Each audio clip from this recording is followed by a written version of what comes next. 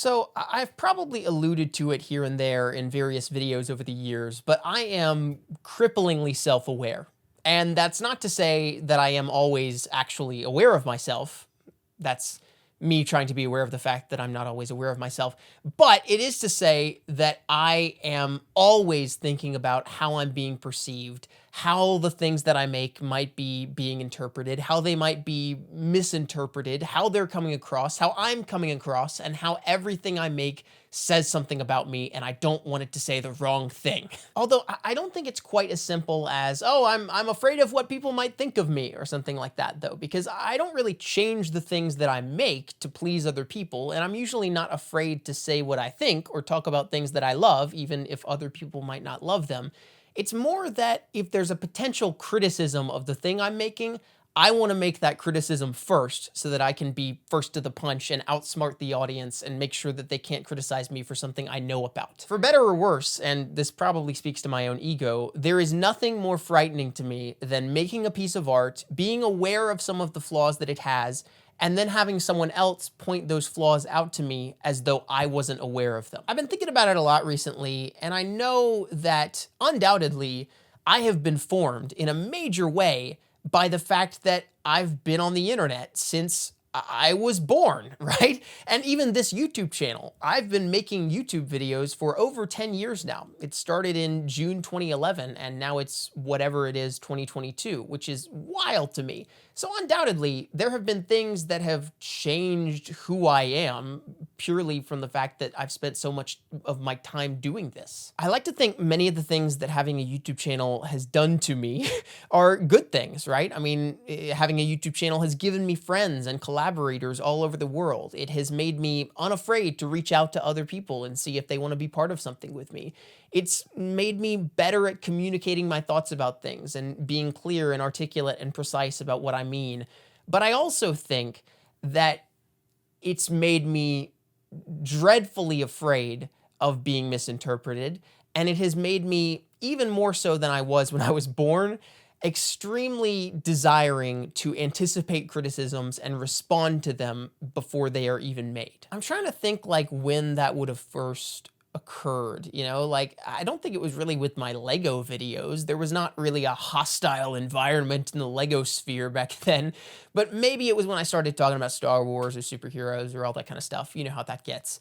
And it really did feel like, man, you got to watch your words or people are going to intentionally read them in the most bad faith way possible. And it made me really paranoid about what I said and making sure that I was ahead of the game. And again, maybe there's something good about that too. I mean, there's been all of this ranting about cancel culture and how terrible that is and all this kind of stuff in the past few years. And there are very clear downsides to it. But on the other hand, it's also made people more careful with their words and more thoughtful about what they're saying, which I think is probably an overall net positive. And yet, I came to a realization the other day that my own self-awareness has been really crippling my art and making it not as earnest as it could be, And it's funny because I feel like at this point in my life, if I have two desires for the art that I make and how it is perceived, desire number one, and it's not a very good desire, is to be fully self-aware of the problems with the thing that I'm making and outsmart the audience in that sense, beat them to the punch as far as criticizing my own work. Not a very good desire. Desire number two is to be fully authentic in the things that I make.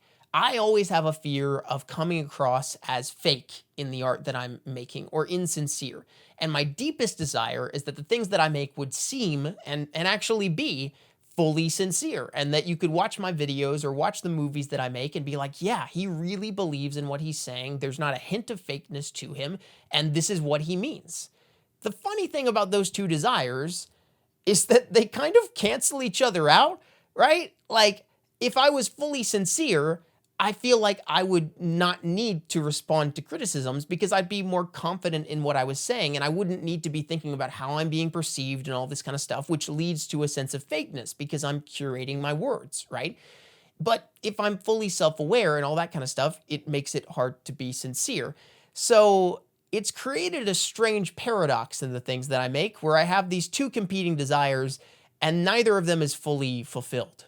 I had a bit of a revelatory moment about this the other day, though, and it was something that has really, even in the past week, transformed how I've been thinking about it. And it's not like, oh, this one sentence changed my entire outlook, but it was just an experience that I had that changed the way that I think about self-awareness. And so I'll tell you about it. That's why I'm here. So as you may know, because I've referenced it in several other videos, or as you may not know, because that's me trying to be self-aware of the fact that there are people who haven't watched my other videos, I'm hard at work at a docuseries right now. It's a docuseries about my dad and the things that he does, and it's called The Movie Whisperer. And it's been a joy to create, though it has also had a lot of challenges. It's been my first documentary project, hopefully the first of many, because documentaries are really the thing that I'm passionate about doing in the future. But one of the things that had been holding me up for a very long time in this story had been this one narrative turning point in the first episode of 3, where, in my mind, the story finally begins. The first 15 minutes for the documentary are just me explaining what my dad does, who I am, what this story is, where we are.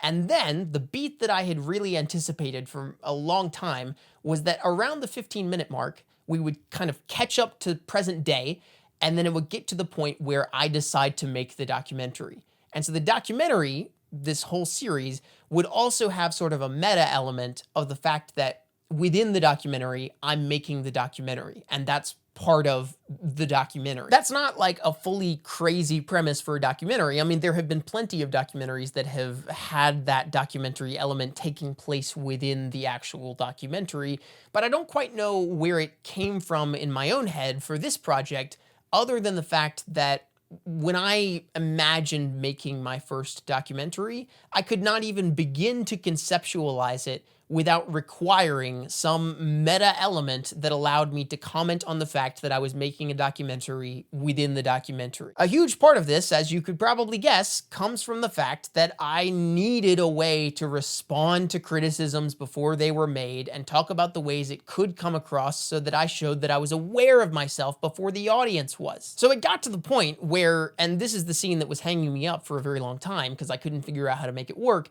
I was actually planning and trying to include a moment in those first 15 minutes where, before we really start making the documentary within the documentary, I sit down in front of the camera in this very room, talking to this very camera, and I say, I'm afraid that I don't have what it takes to make this documentary, and I'm afraid that it might not be polished enough to feel like a real documentary, and I'm afraid that it might be like a commercial or something like that, or it'll feel too fake, and all of these different things.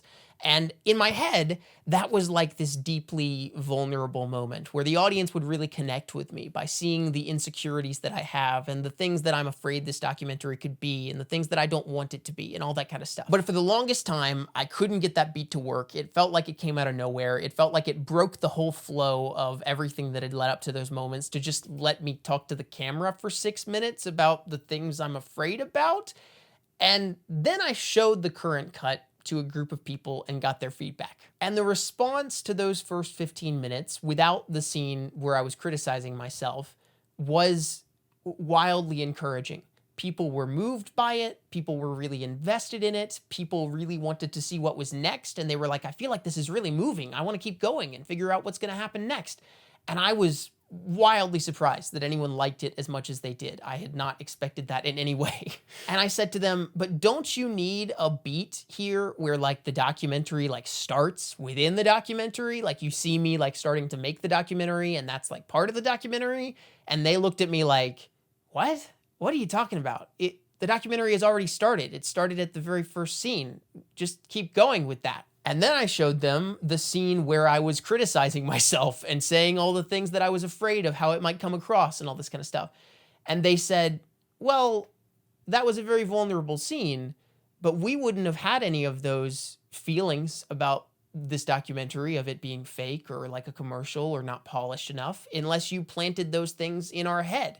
And now that you've said that, we might feel that as it moves forward. But if you don't include that scene, we wouldn't think that at all. And then it hit me that my own self-awareness and my own self-criticism that tried to anticipate criticisms before people made them was actually planting those criticisms in people's heads. It wasn't anticipating them. It was creating them. Insert Peter Parker spider sense vertigo dolly zoom shot here. I'm still figuring out how to sort these things in my head and balance these conflicting desires about my art, and figuring out how to be fully confident in the decisions that I'm making, sincere about them, while also being self-aware in a wise and mediated way that doesn't undercut my own decisions or create criticisms where there would have been none. What I do think I'm slowly starting to realize, though, just from my own experiences, is that many artists, especially artists that have been on the internet for a long time, can sometimes get to the point where they've been anticipating criticisms and thinking about how they come across for so long that they begin to underestimate the actual power of their authenticity and integrity and sincerity in the art that they make. And in that process, they undercut the emotional beats that they're creating before they even have a chance to prosper and thrive in the audience's mind. It was so funny and providential, though, because right after I had that meeting with the group of people who watched the episode and found it really encouraging, and it gave me all these revelations about my own self-awareness in art, I ended up getting a text from my friend Yossi, who is a good friend. He's on Twitter. He's at Megamau on Twitter. You should follow him. He's awesome. But he had just watched Bo Burnham's Inside and had all these thoughts about it. And side note, I cannot tell you how much Inside, and specifically the things that Inside has to say about the creative process, has come back to haunt me over the past year. There's so much there that I haven't even begun to scratch the surface of. So he said this: after watching 2021's Inside, I think what I've realized today is self-awareness isn't the key to great art, but rather an awareness of others. Deadpool's self-awareness is the prime example of how far this idea in our culture has gotten, that if you know you're in a movie, then you're allowed to do whatever you want. But the thing about self-awareness is that despite having a little bit of everything all of the time, our own selves are limited, and we are less imprisoned when we focus on awareness on things far outside of ourselves. That doesn't mean stop being introspective or that you should spend all your time on redwood preservation. It's a balance, just like everything in life. But Inside, I think, has reached the artistic limit of self-awareness, that I sort of want something totally new and alien to me just for a change. A breath of fresh air, something I'm not aware of.